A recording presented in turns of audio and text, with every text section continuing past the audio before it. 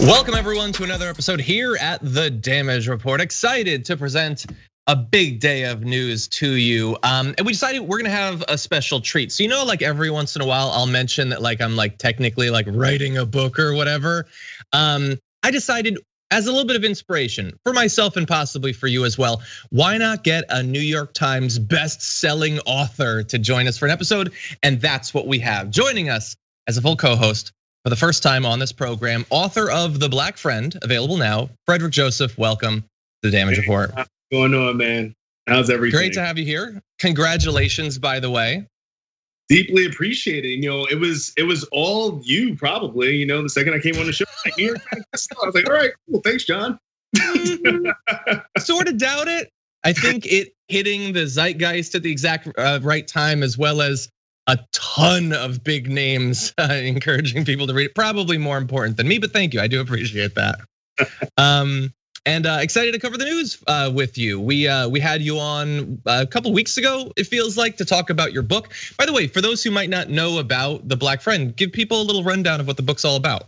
Yeah. So the book is basically conversations with activists, celebrities, so on and so forth, about microaggressions and racism in society. I give a lot of firsthand experiences from growing up as to things I dealt with to try to help people understand things that are more nuanced when it comes to racism and not only be shamed, I suppose, about it.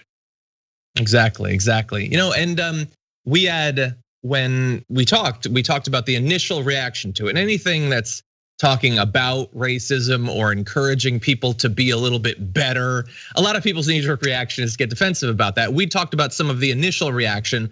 Now that there's been a few more weeks, overall, what is the impression that you're getting from people about the sort of suggestions you're making in the book? People have been very receptive to the book. I actually spoke to a woman last night and her 11-year-old daughter, white woman, and her daughter was just saying how much she loved the book. She's a young white girl and she's like, I didn't understand a lot of these things. And this is allowing me to have conversations with somebody instead of just reading it in historical context. And that's really what I wanted. But realistically, a lot of people must have bought the book for it to make the Times bestsellers, or Fox News and Candace Owens just bought a bunch of them to burn. Either way, I'm good. Yeah, no, that'll be awesome. Okay, well, excited to have you on. Thank you to everybody who's already watching, regardless of what platform you're on. Please let people know that we're active by hitting the like button, sharing the stream, and all of that. And as we go along, if you send us comments or tweets or super chats or anything like that, we'll be responding to those. For just 1 second before we launch into this, I did want to let you know about just a couple of things. One, if you watch the pre-show, which is every day about 45 minutes before the show on YouTube, we now have YouTube membership on the channel. Previously, that had only been a thing that was on the Young Turks, now available here as well. So if you go to the YouTube channel and check out the join button, it'll let you know what the perks of membership are. So that is an option if you'd like to engage with that. Also, there is a new limited Twitch series on the TYT network hosted by friend of the show, Jordan Yule. It's called Deep Dive. It's gonna be a Twitch exclusive, and he's gonna be doing deep dives on stories, that maybe we've talked about here on TDR or on TYT, and engaging with the audience. It's gonna be a very casual sort of show. It'll be starting today at 2:30 p.m. Eastern time, and actually, it's gonna be today. The next episode will be on the 17th. So that's this Thursday. I'm actually gonna be co-hosting that with Jordan. So me and Jordan hanging on Twitch should be a lot of fun. And there's gonna be about 5 episodes of this. It's a sort of limited run, but should be a lot of fun. And we've got that coming for you very soon. And I can see the Jordan emojis in the Twitch already. There he is. And you know what? On Twitch, he'll be able to swear without getting me in trouble. So that'll be a nice change. Anyway, with that said, Frederick, why don't we jump into this thing? Yeah, let's do it. Okay, yesterday the Electoral College voted, and another time in a long chain of times that Joe Biden has won the presidency. So he has once again won the presidency, this time with the Electoral College voting. And we've got some responses to that. Not everyone is taking this development the same way, but we want to start with the president-elect. So here is Joe Biden in a speech last night about that big vote. 306 electoral votes is the same number of electoral votes that Donald Trump and Vice President Pence received when they won in 2016. Excuse me. At the time, President Trump called the Electoral College tally a landslide. By his own standards, these numbers represented a clear victory then, and I respectfully suggest they do so now. If anyone didn't know before, they know now. What beats deep in the hearts of the American people is this: democracy, the right to be heard, to have your vote counted, to choose leaders of this nation, to govern ourselves. In America, politicians don't take power. People grant power to them. Okay, so we're gonna have a little bit more from the president-elect as well. But Frederick, I wanted to give you, first up, what did you think about Joe Biden and the way he is sort of meeting this, one of the last steps towards hopefully this entire thing being settled? I mean, Joe Biden is in cruise control basically at this point, right? Like he's not doing anything. Like you said, he's won about 15, 16 times at this point. He's saying the same things over and over. I think that the one thing that I did see after his win most recently was that he was talking about uniting and healing, which I think is interesting because just 3 weeks ago, before he had officially won, he was saying that these people were the bowels of society. So to so quickly be talking about healing and uniting is pretty interesting. Yeah. Talking about the bowels of society, yeah, I'd move on from that. I think that was a good call for him to move on from that. But yeah, and he's gonna do that. We're gonna have a little bit more of him talking about unity in just a second. Really fast, I did wanna mention though, because one of the things he said in that video was that America has proven that deep in the beating heart of us or something, I don't know, it sounded like Pete Buttigieg there, that we beat with democracy. And like, yeah, mostly, and it looks like, hey, this democracy that we have is actually going to continue. They're not going to totally overthrow it. But like these last 6 weeks have certainly shown that there are a lot of Americans that don't have a particularly deep and abiding attachment or love for democracy. Like they want results, and they'll take it if a democracy will give it to them. When white people were 98% of the country or whatever, and everyone else is barred from voting, they'll take democracy if that gives them what they want. But as that becomes harder and harder for the GOP, a lot of their voters don't give a damn about democracy or people being able to vote or anything like that. And I hope, like we're only really seeing that as an issue right now for the Republicans. Maybe there's some alternate future where that's gonna affect the libs too, I don't know. I hope that if that was the case, we wouldn't respond in the same way of sort of like readily accepting some sort of authoritarian solution to our problems. But right now, I like that Biden is trying to like cast the best light on the situation. But going forward, those people who have turned away from democracy, they don't suddenly disappear and they don't suddenly reboot after January 20th. There's gonna be a lot of people out there that are like perfectly fine with some other Republicans sweeping in and taking out democracy in some other form. That's my fear, at least, Frederick. Yeah, I mean, I share the same fear, and I do know that it's political strategy right now. What Biden is doing, it makes sense, right? Trying to say the right things, but we also need to have a conversation that we were a breath away from Donald Trump, A, being president again, and B, they legitimately try to coup. And there are so many people on board. If you watch what just happened in DC the other day with the Proud Boys and whatnot, they're really leaning into white nationalism. And my fear is that Republicans now, because of Trumpism, they know that white nationalism won't lose them any voters, and it might gain them some. So that's my fears right now.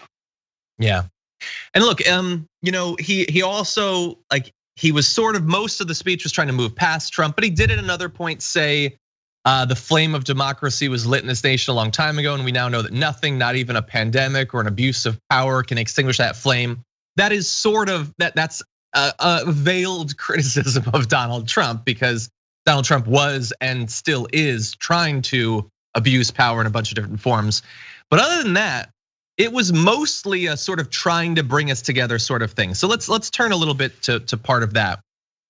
Biden has for a long time been one of those Democrats who really does believe that we can work with Republicans. He believes that the fever is going to break after Trump, and Republicans are going to come to their senses and want to work with the Democrats. Here's a little bit of that from last night's speech. 4 years ago, when I was a sitting vice president of the United States, it was my responsibility to announce the tally of the electoral college votes in the joint session of Congress that voted to elect Donald Trump. I did my job. And I'm pleased, but not surprised, by the number of my former Republican colleagues in the Senate who have acknowledged already the results of the electoral college. I thank them, and I'm convinced we can work together for the good of the nation on many subjects. Frederick, what do you think about that? Like, there's some are acknowledging now that he won. Like Mitch McConnell actually said that he had won. It only took him like 6 weeks. Do you think that, we don't yet know what the composition of the Senate's going to look like yet, because we still have to wait for those Georgia runoffs. But what do you think about the prospect of Democrats and Republicans working together once Trump is out? No, I think realistically, a lot of people have said, well, they didn't work with Obama, right, over his 8 years. But one thing that's different between Obama and Biden is that Obama's a black man and Biden's not, right? So, that's something that we should call out. He's an older white man who has even more centrist views in many ways than Obama, just by the nature of not being black. So, I think it would be interesting to see. I've not seen it in my entire life, frankly. I've never once seen the Republican Party and people that lead it, like Mitch McConnell, like Lindsey Graham, acquiesce or work in bipartisanship. So, yeah, I don't think it's going to happen personally.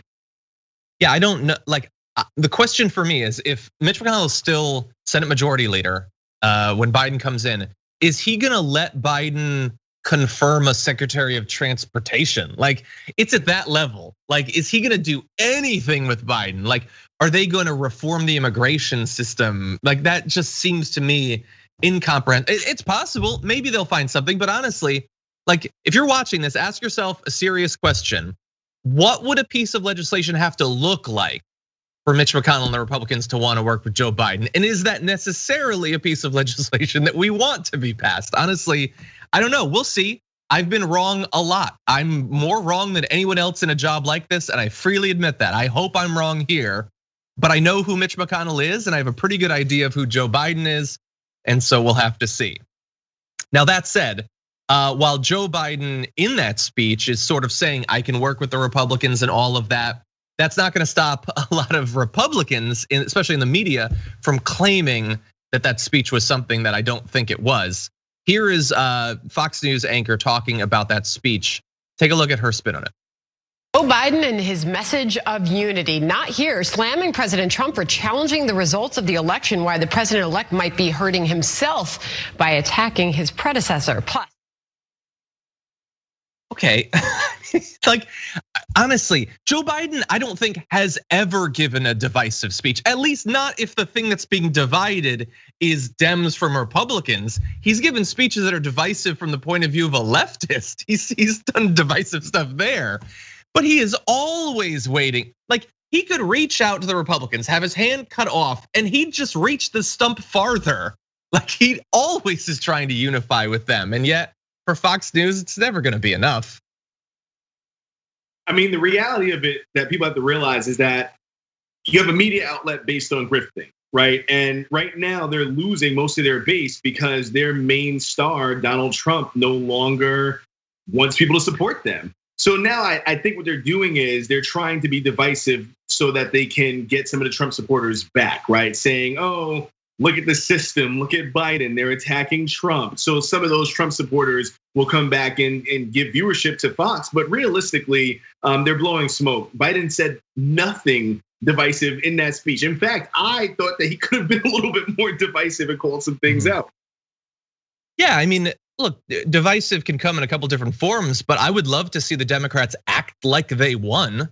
And I don't just mean acknowledging that they won. I mean, acting like you won by millions of votes, that the country has rejected the other party, that they actually want you to do something. Democrats in victory or in defeat are always like, well, maybe some people like us, but let's not go crazy. Let's not kick up any dust or anything. Like, you won, man, you won, and you keep winning. We won in 2018 a bunch. We got more votes in 2016, like, act like it. But it's not just Fox. Oh, and by the way, I'm not good with faces in media. Was that Martha McCallum? Do you actually know? I believe it was. I have no clue. No, I'm not sure. Yeah, I try not to pay any mind to too many of them, to be honest. That's true. Let's, for the sake of conversation, let's say that it was Martha McCallum. So I agree that she, and if not, Martha will do this at some point today, is trying to reappeal to those Republicans that have turned against them, in no small part because Donald Trump is doing everything he can every day to turn them against. I think that's, no, I don't think it's Martha McCallum. But anyway, point stands, whatever. I read in an Axios piece that Trump, this is someone who was talking to Trump. Trump was talking to someone about some random thing, and he stopped the conversation to bring up that some chucklehead on Newsmax had beaten Martha McCallum in the ratings the day before, because he hates Martha McCallum now because she acknowledged that Trump, that is a level of pettiness, being concerned about Fox daytime ratings. Like, that you think you're gonna win him back or his fans back just by calling Biden divisive? You're gonna have to do a lot more. It's gonna take you to some dark places to get those people back on your side. Yeah, I think that by the end of maybe February, Fox News goes complete own. I think 100.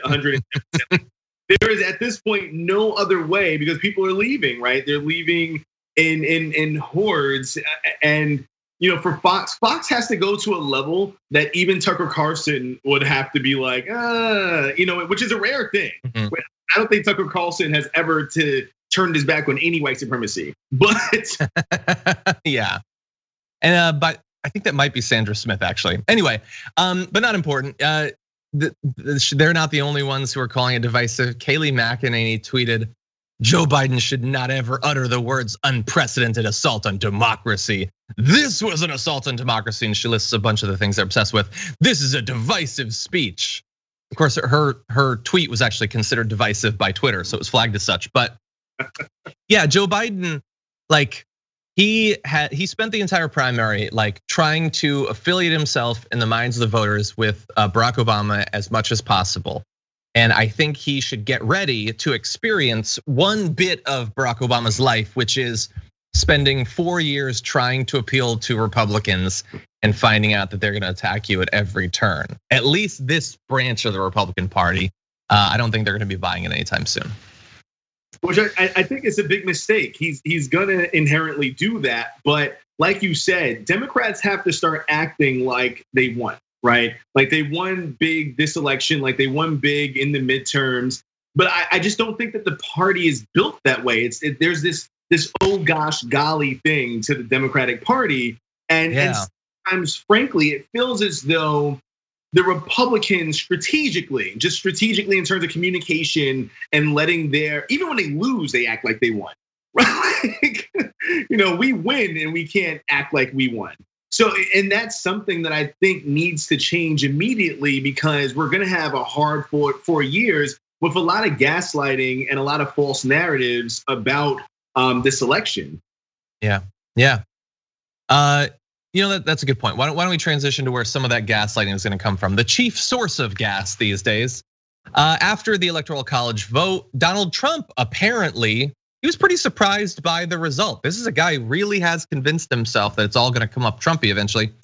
He apparently, according to Axios, held the false hope that Republican-controlled state legislatures would replace electors with allies who'd overturn Joe Biden's win, according to 2 people who'd been talking with Trump. Now, if you are watching this, and especially if you're very online and you've been tracking sort of some of the narratives coming from the right over the past 24 hours or so, what Trump was hoping for there is a little bit different than sort of the thing that's taken over the right-wing media over the last day. Trump was hoping for the actual set of electors to be replaced. He didn't get that. What he did get is these alternate slates of electors that you've probably seen people like Dave Rubin and others tweeting about. These are just random people. That's all it is. But right-wing media is obsessed with these people. They really are convinced that they're now being sent like, and they're gonna disrupt this thing when it gets to Congress, that like somehow those are going to end up being the real result, or at the very least that the presence of those alternate slates of electors will allow court cases to continue, and maybe the Supreme Court will take it up. It's not impossible, I suppose. This country is insane and insane things happen. That doesn't seem to me to be a thing that's going to happen, but that's where a lot of the sort of hopes for the future are coming from right now. Frederick, I don't know if you were following that at all yesterday about those alternate slates of electors. Yeah, I was following it, and I think that it only reaffirms how badly and quickly we need this administration going, right? Because what's happening is that every other day there's some new deep conspiracy as to how the election is a fraud, or how they're going to fix said fraud with some other cockamamie thing like this, right? Like there's like I've read a bit about it. There's no grounds. This is not going to work. It's not a thing.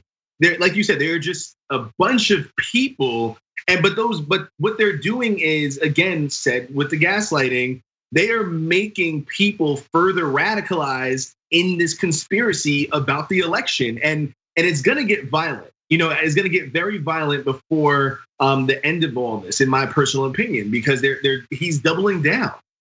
Yeah, I've been waiting for that. I hope not. Obviously, there were multiple stabbings in DC related to the Proud Boys and all that. I do hope not. But Trump is a dangerous guy when he gets desperate, and he's getting more desperate. Every one of those sort of these steps along the way to this thing being finalized, it's less options for him. And that's really the reason I'm interested in this Axios story, is that the people talking to him say that it's not just grift. It is grift. Like they're raising all this money, along the way, and he's gonna have that no matter what. But like part of him, he apparently has convinced he's actually going to stay president.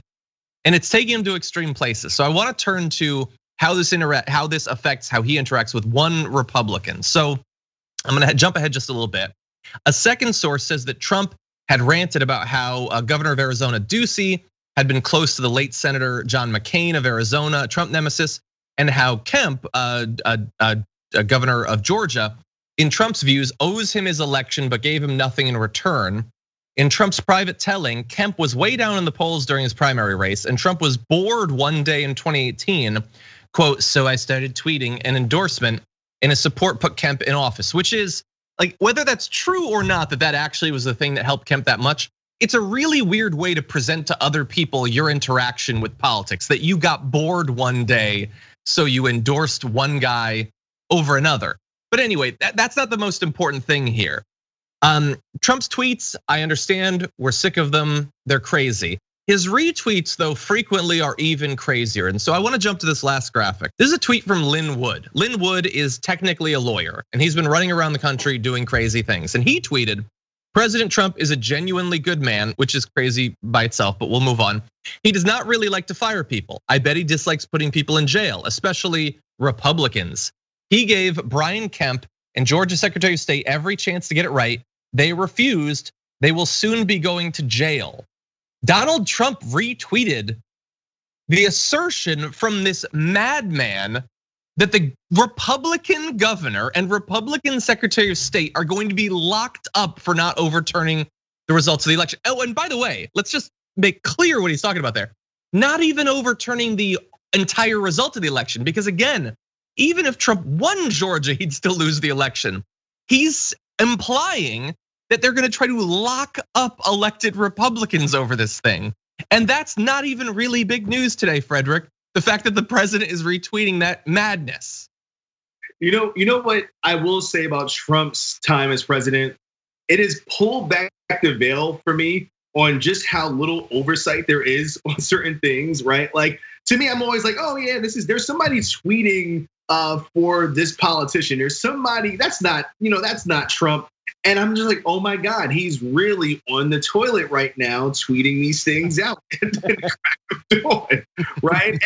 And the levels of danger that there are to it are, I mean, you can't speak to how dangerous it is. He's the president of the United States, retweeting just like I can't, right? Like when in history has something like this ever happened? I don't think that people have wrapped their minds around it because it's so normalized that Donald Trump just tweets conspiracy theorists, really. Yeah, and I get that there's probably a lot of people who are just watching are like, maybe they approach it as, yeah, it's crazy, but he's gonna be gone soon. Or people have been beaten down by the sheer crazy every day, and I get it. This show every morning, we gotta wake up and we gotta deal with it. But we're not out of the woods until Biden is inaugurated. Trump is still technically the president. He just got rid of his attorney general for not being loyal enough. He's firing people left and right. They're executing people. He still has power, including of life and death. And so we need to take it seriously. But man, this is going to some crazy places in the final weeks. We need to talk about a relatively new show called the Republic, or UNFTR. As a Young Turks fan, you already know that the government, the media, and corporations are constantly peddling lies that serve the interests of the rich and powerful. But now there's a podcast dedicated to unraveling those lies, debunking the conventional wisdom. In each episode of the Republic, or UNFTR, the host delves into a different historical episode or topic that's generally misunderstood or purposely obfuscated by the so-called powers that be, featuring in-depth research, razor-sharp commentary, and just the right amount of vulgarity. The UNFTR podcast takes a sledgehammer to what you thought you knew about some of the nation's most sacred historical cows. But don't just take my word for it. The New York Times described UNFTR as consistently compelling and educational, aiming to challenge conventional wisdom and upend the historical narratives that were taught in school. For as the great philosopher Yoda once put it, you must unlearn what you have learned. And that's true whether you're in Jedi training or you're uprooting and exposing all the propaganda and disinformation you've been fed over the course of your lifetime. So search for UNFTR in your podcast app today and get ready to get informed, angered, and entertained all at the same time.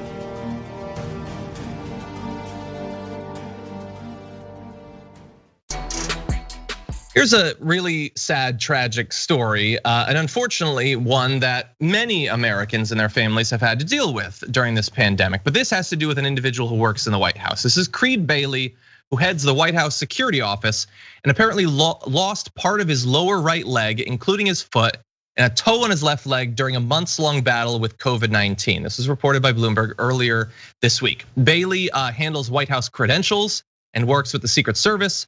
Apparently contracted the coronavirus back in September.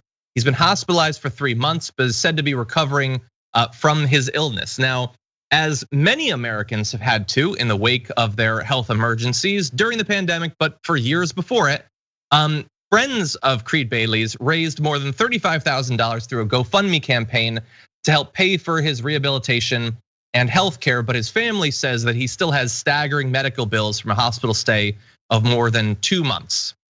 Now, beyond this, there's not much more detail. The White House isn't really talking about this case. And even the family, I can't say at this point, is interested in this becoming a big story or this generating more interest in possibly helping Creed Bailey. I don't know Creed Bailey or his family. It's possible that Creed Bailey, who works in the White House, is to this day still the biggest Trump fan in the world. But I will say that Creed Bailey, having gone through all of this, not just the unimaginable physical issues of spending months in the hospital and worrying about your death and going through all this experience and all that, but now having these massive financial issues after working in a place, the White House, that could have been better protected against coronavirus than possibly any other building on the face of the earth. Constant testing and screening and all of that, and still got it. We don't know exactly how, but it's easy to speculate that it might have been a result of the fact that Donald Trump doesn't care about this thing, has mocked people for wearing masks, doesn't believe that we need to socially distance, has big parties and brings people in and all of that. And so now for one of the people who showed loyalty to Trump to be affected not just physically, but financially as a result of it, when the billionaire could make all of these things go away in the snap of his fingers, again, not speaking for Creed Bailey or Creed Bailey's family. It's possible that Creed Bailey hates my guts. I don't know, but it does seem like a massive injustice that could go away. What do you think, Frederick? I don't know Creed Bailey. I'll just say that all these people are fools. It kind of goes back to the Herman Cain thing, right? Like Herman Cain being, if I'm not mistaken, one of like the first major people to die of COVID who was like involved with Trump. People are not taking it seriously, and Herman Cain ended up the black guy in a horror movie, really, right? Like I just don't get it at this point. People are now having to go to GoFundMe even more so than they have over the last few years as the greatest health insurer in this country that GoFundMe is. It's pathetic, and people are so, completely inept to see that Donald Trump and the Republicans are the thing that is keeping their family in the hospital and in the financial situations that they're in. I don't get it. Like, frankly, I don't even have much to say on it because I don't understand it. Yeah, no, I don't either. And look, this is a weird story. I'm acknowledging it up front. This isn't like, again, I have no idea. We're not getting any inside information. I'm sure Trump will never comment on this. The White House doesn't want to seem to talk about it. But I remember when, the first sorts of waves of COVID were going through the White House, we talked about the fact that it's not just going to be Trump aides and Stephen Miller or Rudy Giuliani who are getting it or whatever. Like the people who just have to work in the White House, people who do catering or part of the cleaning staff or the security or the Secret Service and the guards and all of that, they're gonna be affected too. And unfortunately, they're probably gonna be left in the lurch. They're not gonna be helicoptered to Walter Reed, and assuming they survive, they're going to suffer as so many do. Like we focus on the deaths in the pandemic because they're horrific, and we've now apparently passed more than 300,000. But for every person who dies, there are many more who had COVID, who suffered from it, and have now survived, and might have lingering health problems, or might have massive, unimaginable medical bills that they have to pay. One would hope that at least the immediate circle around Trump, that he would provide a little bit of help to them. Like again, he's a billionaire. $35,000 or $100,000 is theoretically nothing. It's like the change between my cushions. But this guy who continued to work in the White House despite it being an unsafe environment, showed loyalty to the president and to the nation. He's doing his job. He's making sure that people get their security clearances if they need them for the White House. Is now being left out. And it's like a case study of what we're seeing all over the country. And it's not necessary. Really fast, I did want to give you updated information. We'd like to check in with the state of the pandemic.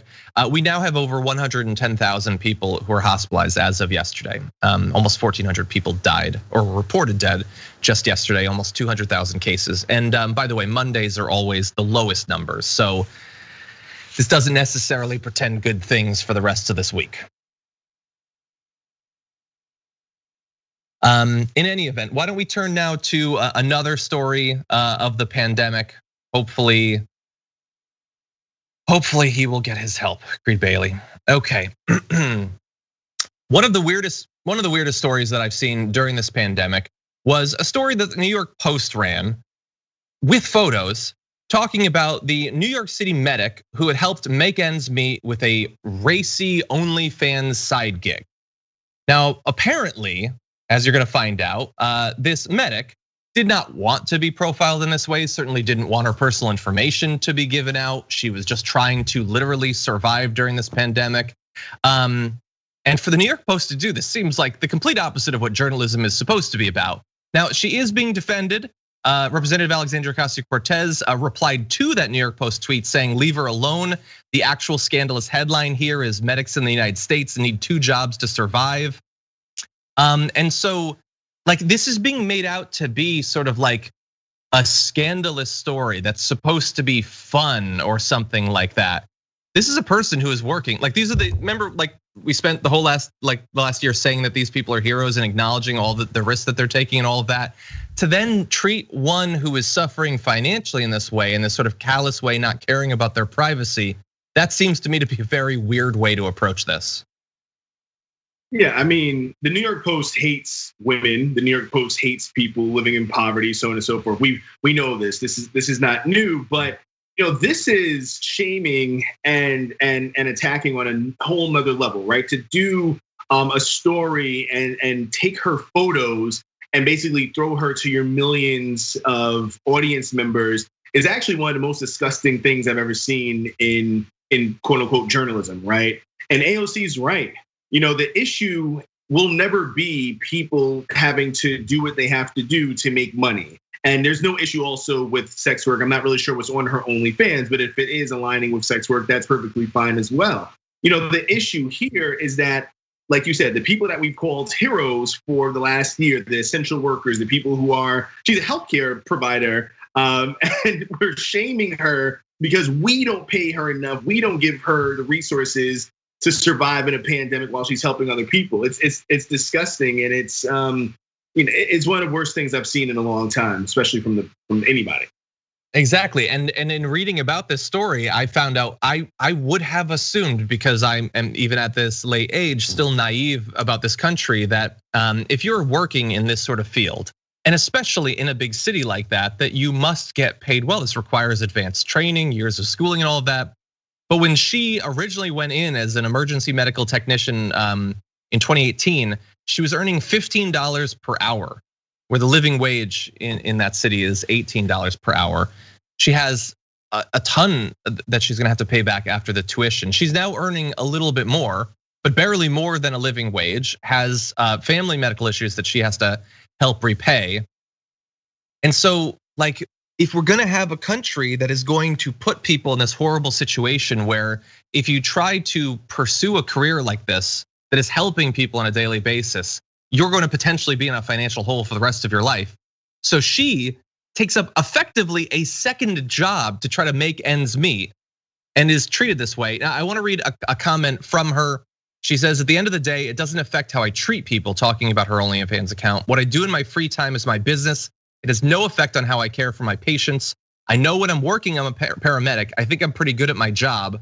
There are plenty of people who are medical professionals who have every right to do what they want with their own bodies. I'm not doing it at work.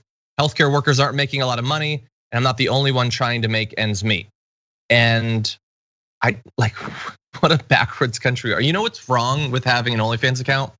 I don't. Nothing. Absolutely nothing. It doesn't, like, we're not, this isn't the 20s. Like, honestly, why are we being held back by people that are gonna try to shame people out of like making extra? She's closed down the account.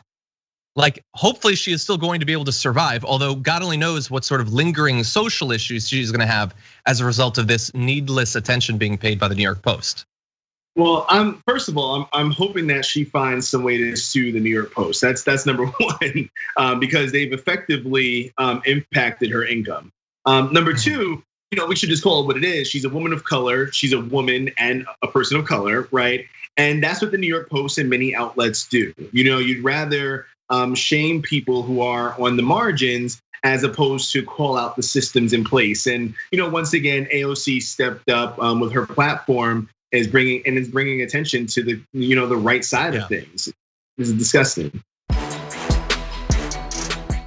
Yesterday was the first day of voting in the Georgia Senate runoffs. Last night, we actually had our Georgia Get Out the Vote special. Hopefully everybody was able to watch that.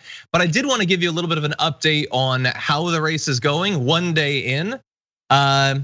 There are going to be some issues, as we've been talking about for some weeks. Bear in mind that in Cobb County, the state's third largest county, only 5 early voting sites are open compared to 11 just a month ago in the general election. They are planning on opening 2 more, I'm going to assume, based on the negative response to the fact that they cut it by more than a half in just a month. But we also know, by the way, that the first day of early voting saw 168,000 in-person votes. That is up from 136,000 on day 1 of in-person voting in the general election, which we just finished. Now, a lot of other things have changed too. There was less time for mail-in ballots and all of that. But if you want a robust turnout in these runoffs, this certainly seems like evidence that people are engaged, Frederick, that they do actually care what happens in these 2 races. Yeah, and that's part of the reason why many Republican leaders have been trying to stop mail-in ballots going forward, right? This only helps people be a part of the democratic process, and it's looking good in my opinion. From the things that I've seen, it's looking like people are not only engaged, but people are getting out there. So for those of you who don't know about the runoff, it's probably, in my personal opinion, this might be more important in some ways than any other election in recent memory. Because if they can get the Senate, then Biden actually can do some things, and then we can hold him accountable for doing said things. But if not, we're kind of left in the lurch. Exactly. Yeah, and my fear is that if we don't get control of the Senate, then there's quite a few sort of centrist Democrats that they don't necessarily want to feel a lot of pressure to really get things done, pass hard, difficult legislation. I want to at least put the spotlight on them. If they control the Senate, then they at least, like, there's an expectation that they will accomplish something. I'm really hoping that. Not to mention the other effects, like the ability of Biden to theoretically put people on the Supreme Court or other judges, district and appeals court judges. That would be nice. The ability to actually confirm members of his cabinet would probably be cool. I would go for that. But first, they do have to actually win. Both Warnock and Ossoff have to win. And I want to show you just a little bit of a video. This is the Democratic Party chairwoman for Cobb County, the county we were just talking about her concerns about turnout going into this vote. So this election it's not a continuation of what happened in November. It's a complete reset. It'll have a different character. It'll have lower turnout, most likely. We always see lower turnouts in runoff elections and in special elections. So we are primarily interested in just turning out any Democrat who voted in November. That's our target audience. Expecting that we will have closer to 50% turnout than the 70% turnout we had overall in November. And so, look, this is sort of the story of every election. It's going to be just trying to maximize your turnout. The question for me is going to be, who is going to experience more drop off? Bearing in mind that the Georgia election just a month ago was very close, that Biden won, but it was close, well within 1 percentage point. So the Democrats who are coming off of a presidential win that really want to take control so they can actually get something done. And you have the Republicans who have been staying very engaged with the election, via claims of voter fraud and all of that. How do you think that's going to shake out? Who do you think really considers there to be more on the line in these two races? It's funny because I actually think that the Dems are going to take it handedly. Because what you've seen from Trump supporters in the Republican Party, they've been telling people not to vote in Georgia because Georgia wasn't able to go towards Trump in the national election or general election. So it's interesting, and I've been seeing actually what I think is very strategic. A lot of Dems have been sharing some of the Trump supporters' tweets and things like that, saying don't vote, don't go out, don't support Republicans. And I think that it shows a little gumption, if anything. So I think it bodes well for the Democrats. Yeah, we'll have to see. I don't know, Trump implying that sometimes that it doesn't really matter. Sometimes he tells people to vote for them, but sometimes he implies that the whole thing is rigged and it doesn't matter what you do. I could see how they really do care about what he says, but you also you don't want to not vote, right? Sure, you're talking about the fact that it was all stolen from Trump and everything, but I don't know, letting the Dems take control, and when you hate the Dems so much, that just seems to be a difficult thing to imagine. We'll have to see. It's possible this will swing things a bunch. It's going to be very interesting to compare the final result here from the overall Biden-Trump numbers earlier. But if you're watching this and you're in Georgia, go vote if you haven't already. Hopefully you already have. But if you are not in Georgia, that doesn't mean that you can't still help to get out the vote. And there's a lot of different ways that you can do that. You can go, there's a lot of great organizations, which I'm sure you can easily find, but you can also go to tyt.com/GA and you can volunteer to help out in a number of different ways, including phoning voters, texting voters, writing letters to voters, going door to door if you live in the area. There's a lot of different ways that you can help make sure that as many people vote as possible. And by the way, I wanted to let you know about one last little bit of news update before we move on from this election. The Loeffler campaign has had to put out a statement saying the senator had no idea she took a picture with a former KKK leader. So that had sort of gone viral over the past couple of days. She had taken sort of a happy smiling photo with a guy who had led the KKK. Whoops. That's one of my favorite things from the past few days because I obviously anyone knew that they were gonna disavow the photo and say that she didn't know, so on and so forth. But she has like this, like if I remember correctly, like a camo America hat in the photo. I'm just like, oh yeah, you like not only knew what you were doing, but you dressed the part. Exactly, like you did the cosplay that he wants to see for that thing. Exactly, yeah, no, she's just an embarrassment. This is like the 30th worst thing that she's done. There's a lot worse, the corruption and all of that. But anyway, she's just a disaster. We got to get her out of there. Purdue's terrible too, obviously, but we got to get Loeffler out of there, especially. So civil asset forfeiture, the idea that in a lot of places, in many cases, these police departments can simply seize money or goods worth quite a bit of money from people, even if they end up not having been found guilty of any kind of crime or anything like that. This is a thing that there have been some attempts in the country to fight back against because of the rampant abuse and the huge amount of money and property that has been taken. So back in 2015, New Mexico lawmakers unanimously passed a bill to effectively end the practice. And there were a number of lawsuits and there was press attention that was putting pressure on them and lawmakers in other states to do this. Now, in the wake of that, there was some opposition to it. What do you know? Coming from sheriffs and prosecutors who were trying to get the governor to veto the legislation. They argued that by eliminating civil forfeiture, this would be a good thing for criminals. You'll get less law enforcement because police departments use the money from that to help fund their budgets. The chair of the state's Sheriff's Association also said that the end result of this is the cartels are gonna ramp up their money laundering and cash exchanges in the state of New Mexico tenfold, because the narrative was that civil asset forfeiture effectively targets the wealthiest criminal rings and criminal organizations. And then that's one of the ways that you fight back against them, is taking their money.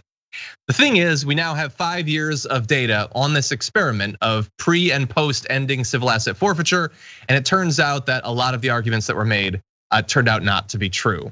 A new study was conducted by the Institute for Justice, is a public interest law firm that's been advocating for reforms to forfeiture laws.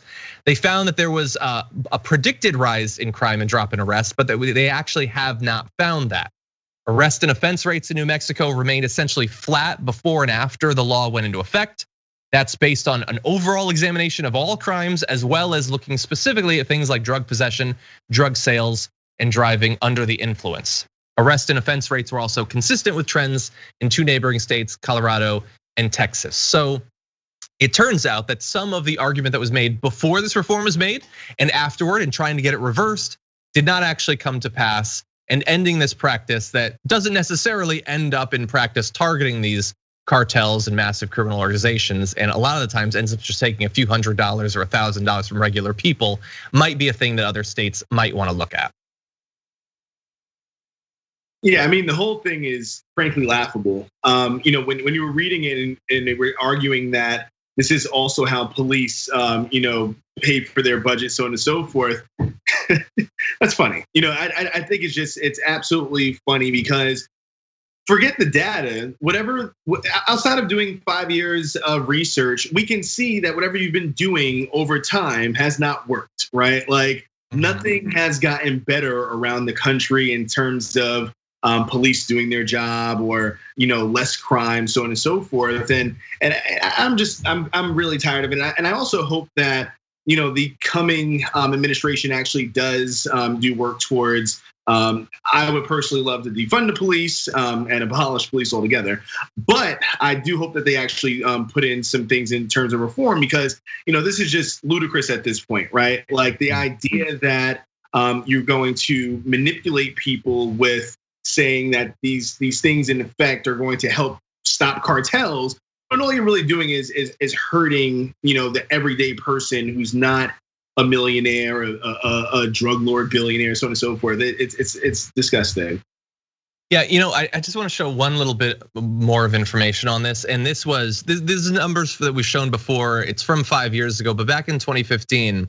The amount of money that was seized by federal law enforcement in civil asset forfeiture was actually higher than the value of everything that burglars stole in the United States. Now, granted, we're talking about different communities necessarily, but I think that's pretty amazing. Like we're talking about a lot of money there, and that is why I think you get a huge pushback from the police. It's not that this is a tool that is particularly useful in taking down criminal rings.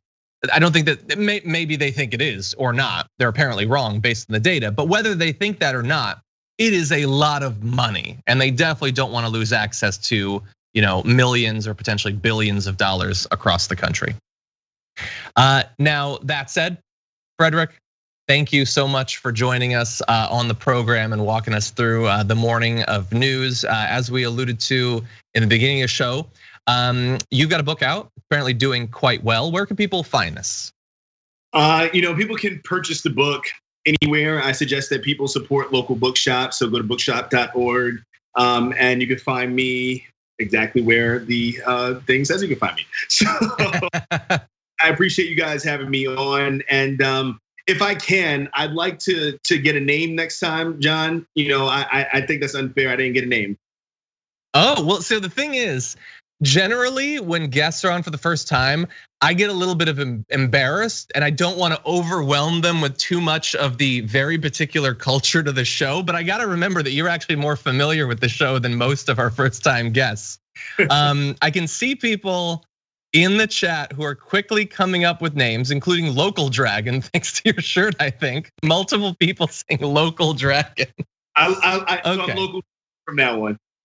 I like that. Wise Dragon, I'm seeing. Okay, well, let's not lock in anything yet. Let's let it percolate in people. And the next time you're on, maybe we can take that up as one of our tasks for the day. Friendly Local Dragon, that's funny. Anyway, Frederick, thank you so much. Appreciate you joining us. Thanks for having me, everybody. My expectations for the Supreme Court in virtually every area have never been lower than they are these days. And no matter the topic, I go into the conversation of what the Supreme Court is likely to do with the expectation that we're gonna have no justice. And it turns out, oh my God, in a couple of different areas lately, they haven't done so bad. They didn't pick up the big Texas case, that was a good one. And we're very lucky to be joined on the program now by attorney and author of Staying in the Game, Adrienne Lawrence. To break down a second, Adrienne, welcome back to the show. Thanks for having me, much appreciated. Very glad to have you here. So I actually was made aware of another ruling by your tweets about it. And so tell us about this area where the Supreme Court unanimously, when they don't seem to do much unanimously, overturned this military court. Yes, so the unanimous decisions I think are gonna be coming out a little bit more and more, in part because the court knows that its legitimacy is in question. But in this case, it's United States versus Briggs. And basically what we had was 3 service members who were trying to get out of their rape convictions on a timing technicality. And they were really relying on a 1977 SCOTUS decision that only applied to civilians. So basically the gist of the case is that you have a military code that applies to the military, and it said that any kind of military offense that's punishable by death could be charged at any time. There's no statute of limitations, because the general statute of limitations, the catch-all is like 5 years for military offenses. So these 3 service members were charged and convicted of rape more than 5 years after the rapes. And so what they did is they went to SCOTUS and they said, hey, based on this 1997 or 1977 decision that you issued saying that rape can't be punishable by death, that means that we should not have been charged with these crimes because we were charged more than 5 years after the actual rapes, because in the military, rapes can be punishable by death. And so it's a little convoluted and a little bit difficult to understand, especially like when you don't have a whiteboard in front of you. But basically they were looking to get out on that technicality. Yeah, it seems like there were sort of multiple loopholes that were being patched in different areas, and you have an act of Congress that's interacting with the military's rules, which are interacting with the prior Supreme Court case, and then that is now, and then the top military courts seem to be willing to go along with that, but has now been overruled. Were you surprised that they ruled this way, that it was unanimous, and how significant is this? Super surprised, only in part because you bring in the background of these players, where the vast majority of the court is now very conservative. Also, we have 2 members who've been accused of sexual misconduct, because essentially rape in the military is workplace sexual harassment, which this court knows very well. And so I did not expect this court to be unanimous 8-0, saying no, essentially, that this 1977 SCOTUS ruling doesn't apply to the military code, only to civilians, which is the larger framework, and also for Alito to write the opinion. And this is huge because in part, it really means that military rapes between 1977 and 2006, because of how the statutes were written and when they were changed, it means that those that were convicted after 5 years after the rape, that they get to stand in terms of those convictions stand. Because the risk was of having these people who had been convicted of these military rapes being let off. And the court is positioned to where they could have let that happen. And for context, for people who aren't following, the military rape has long been a thing that the military seems incredibly unwilling to take on as a thing that needs to be stopped, but is also incredibly pervasive, according to survivors. Correct, absolutely. And the fact that Congress, who really writes and creates this military code, that they had decided that rape could be punishable by death in the military. That is something that SCOTUS pointed out. The fact that Congress didn't change this when they could have changed it, but no, they make it clear. And we're not saying this isn't a capital punishment argument, because I do not believe any of these individuals who came before SCOTUS had been sentenced to death in any way. But you are absolutely right, John. And women make up about 20% of the military, but they're 63% of targets for assault. And studies also show, based on the Department of Defense, their annual report on sexual assault in the military, show that 1 out of every 16 military women are sexually assaulted, groped, raped in some way, whereas it's 1 in 100 military men, and this is a problem. Yeah, wow. A couple quick follow-up questions I have. One is, as we've pointed out several times, it was unanimous 8-0, owing to the fact that Amy Coney Barrett wasn't involved in this decision. Were she to have been, do you think that she would have gone along with the majority in this case? Yeah, I do, because I think it was unanimous for a reason. But I know I've been on this show kind of talking about how largely these things that aren't necessarily legal that impact SCOTUS.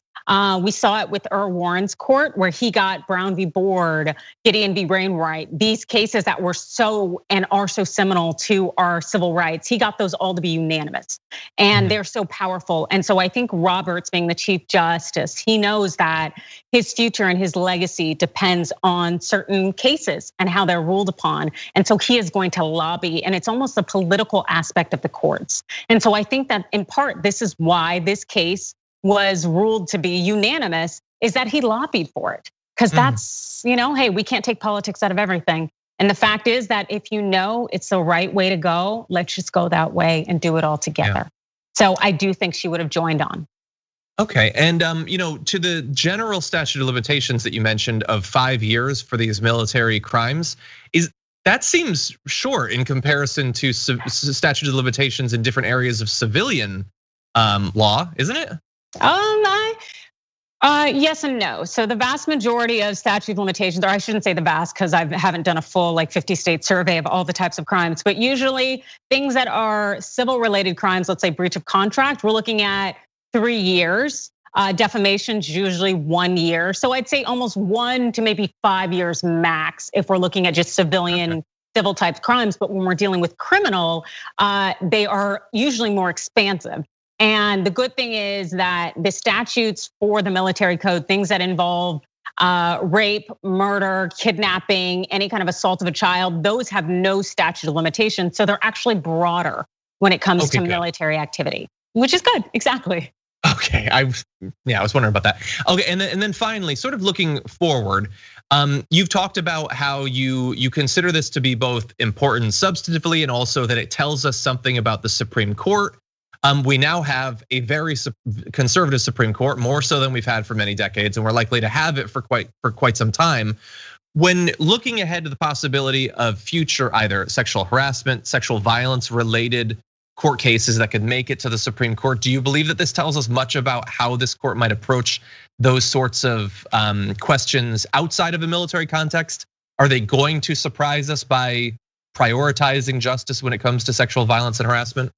I think it depends on the tenor of the nation, because right now we're extremely divided. Also, everything is very disruptive still, and the legitimacy of the court is in question. And so I think until there's some sense of normalcy where we get back to the status quo of we'll just, let that stuff go. I think that the court is going to be very cognizant of its rulings and how they are perceived, because essentially we're at a point where there could be a revolution tomorrow, and the court is aware of that. And so they realize there's only a certain level of nonsense to which they can get away with.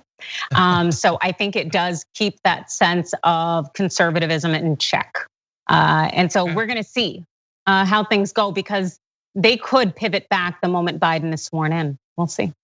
Yeah, well, certainly all eyes will be on the SCOTUS for some years to come. Adrienne Lawrence, as always, thank you so much for joining us. Thank you, sir.